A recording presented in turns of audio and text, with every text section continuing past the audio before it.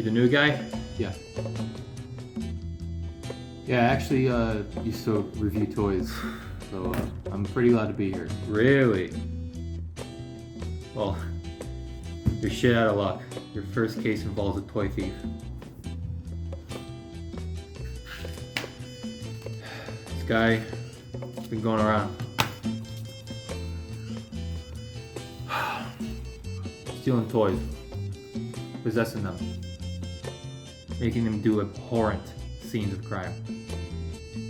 Making them do his bidding. Since you're well acquainted with that shit, I'll call you Soul Fubi. How about that, Your job is to figure out where the fuck this guy is. Put him behind bars. This guy eats Play-Doh, I'm not fucking around. How?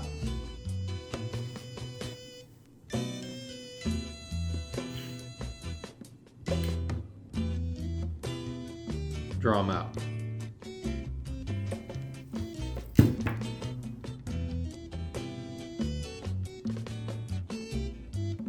Thought it'd be cute.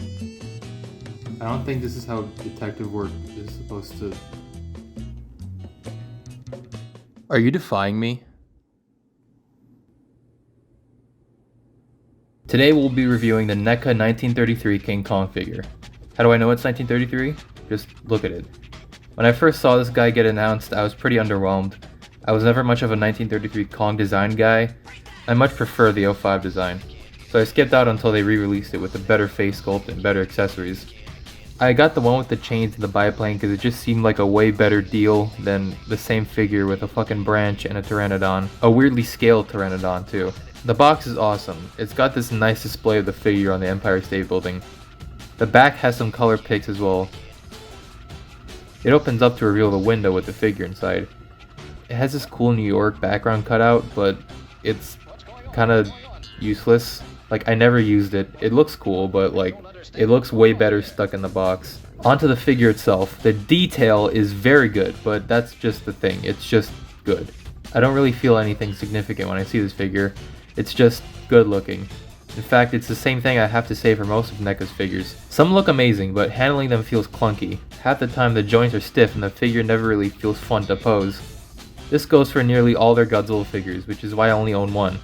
And even then, the 89 Goji I have is just okay. Point is, the sculpt shows its beauty in areas like the hands and face, which look way too good to be on a $30 figure. Just look at this.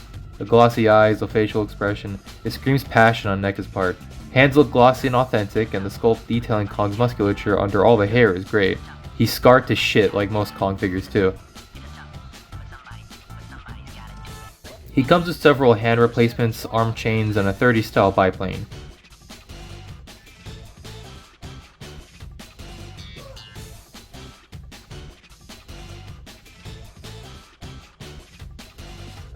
I really like the detail here, especially on the pilots and the propellers. I love that transparency. Plus another head. I prefer the growling face more than the 33 face simply because I don't care much for the design of it, nor do I care much for the dead fish eyes they gave him. It does have a jaw hinge, something Kong figures don't really have, which is kinda cool.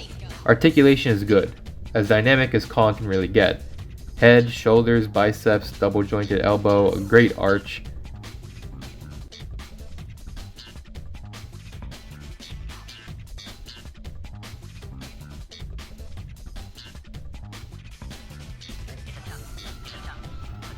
Legs, great flexible knees, and an ankle pivot unseen since the dawn of man.